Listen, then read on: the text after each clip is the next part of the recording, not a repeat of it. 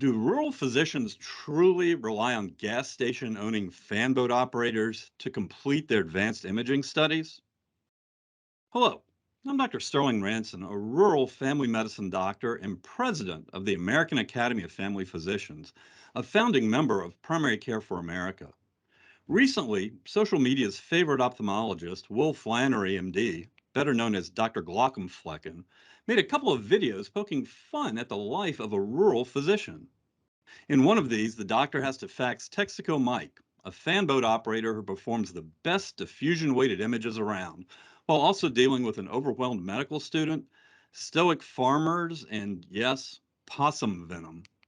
Now, while comical, Flannery highlights the needs and challenges facing primary care physicians who practice in underserved rural America, areas which are largely considered to be health professional shortage areas. Does medical satire help or hinder the plight of the rural physician? We'll discuss our thoughts today. Will, thank you for joining me here on Medscape, and more importantly, thank you for helping all of us laugh during this pandemic. I Well, appreciate it. Thanks for having me. Um, I when you lay it all out like that, it sounds even more ridiculous than it already is. But I appreciated that synopsis. It's very well, accurate. well, thanks. Your work tends to stand out with medical professionals of every specialty, and many commentators on your videos, when you look online, they point to the accuracy of your satire. How do you come up with ideas for your videos? Well, I the farther away I get from my medical education and training, the harder it is for me to tap into what it's like for other specialties because ophthalmology is such a world on its own. Right. So when I first started this, I all those all my experiences and things I learned in med school were so fresh, and so it was easy to draw on that. Now I have to do a little research, and so I pay attention to what people are commenting on my videos, and people will give me suggestions. Hey, you should do something on neonatology, which is on my list, and or you should do something about rural medicine, and that idea kind of stuck with me for a while, and so I actually I do a lot of research, mostly on social media. So I get on social media networks. Twitter and Reddit are two really good ones where Right. that spark a lot of discussion.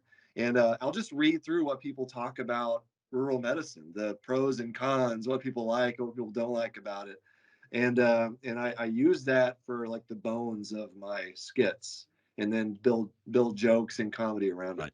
Well, I can tell you that was awesome. And, my first question about that was, do you use tracking chips on rural physicians? Did you give flu shots or COVID vaccines recently? And the reason I ask is because here's how accurate it was. When I was a child, I had an airboat, number one. Number two, we also had goats. Now, none of them ran for public office, but we had goats. Number three, the vice speaker of the AAFP was mayor of his hometown. Okay. And number four, I deal with possum bites all the time. So I just got to tell you, when I saw that, I was in stitches because it reflected so closely, my reality and what I deal with every day living in rural America. And then the farmers part, oh my God, the only thing Yeah. you had to add was a little bit of duct tape and, add duct tape to something and it would have been perfect. Well, there's Well, two yeah. things about those videos, the content that I drew on personal experiences. One, I went to residency at Iowa, Okay. University of Iowa.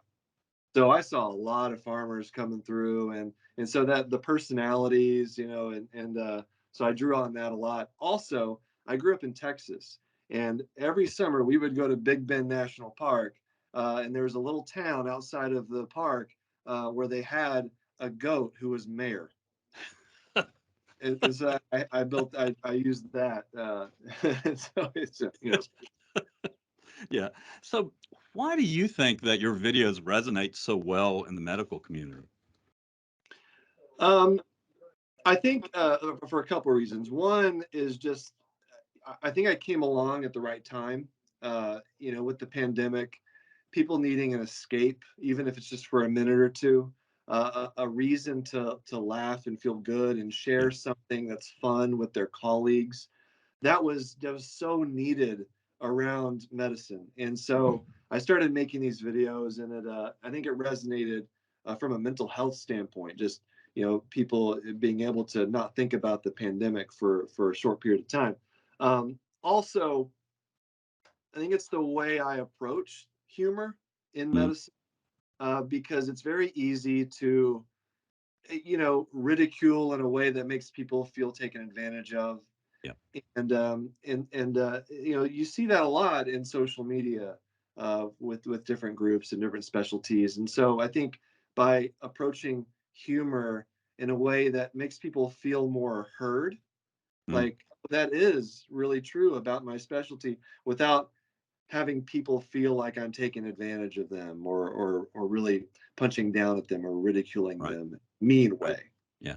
So you got a little bit of criticism from a rural primary care physician, which you shared on Twitter. And he said that videos like you make about family medicine physicians may push people away from medical jobs in rural areas. How did you react to that pushback? Well, I always listen to any feedback I get, both Mm, positive and negative, because I'm not in these areas of medicine. I take great care in making sure I'm depicting certain specialties very as accurately as possible, while still providing humor and making fun of people, because yeah, that's kind of what I do.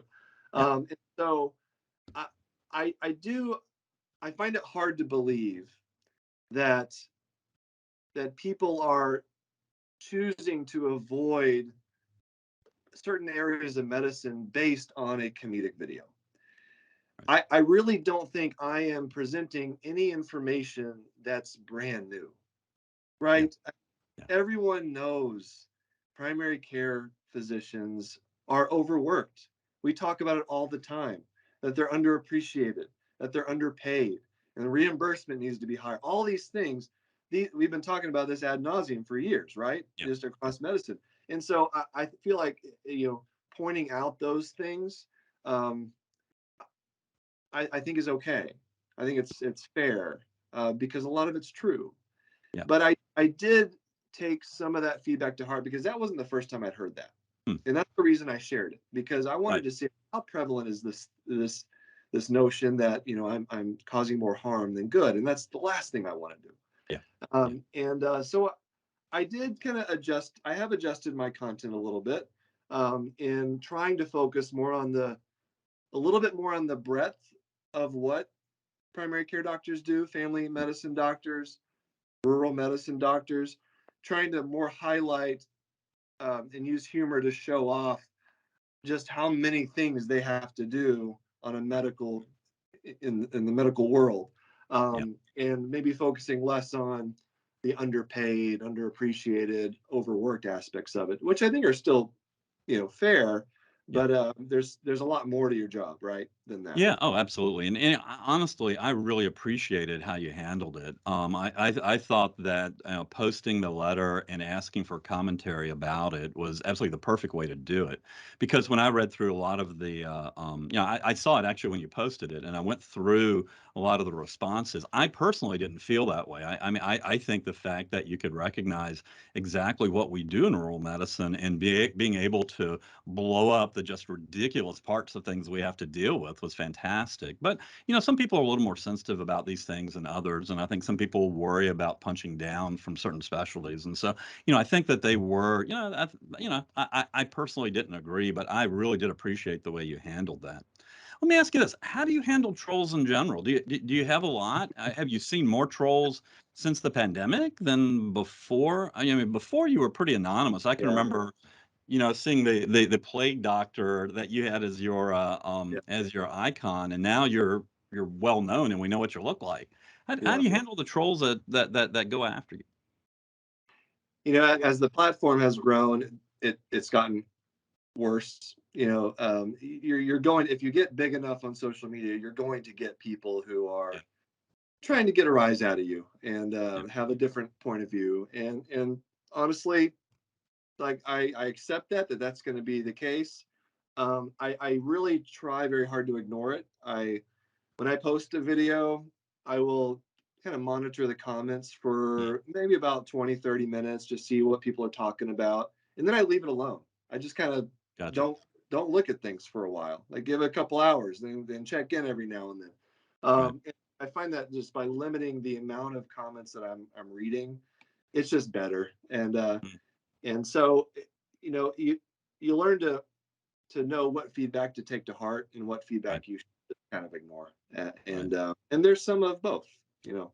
Yeah, But sure. it's hard. It's it's never fun to hear people like personal attacks and just it's never fun to read negative feedback. Yeah. But learning how to not let it get to you is something that takes time, I think, to figure Right. out. Right. So, they always say laughter is the best medicine. Do you think that satire is a useful tool to highlight problems within our country's healthcare system? I absolutely do. And it's I think a big part of why my content is has had such a big reach, especially when it comes to talking about our healthcare system Mm. or academic publishing or some of these areas of medicine where there's some wrongs being done and some people, big corporations are taking Yeah. advantage of people. Um, I think by presenting those issues through a lens of humor, Mm. uh, it it gets people watching. Number one, Yeah. and people are more likely to share it and to be able to if you can make someone laugh about this very horrible, difficult, you know, scary sometimes topic, then you're going to get your message out there to a wider range versus just me like holding a camera in front of my face and just talking about it. Right. And so satire, for me is using humor, and so it just allows me to spread that message a little bit wider. Right. Nice.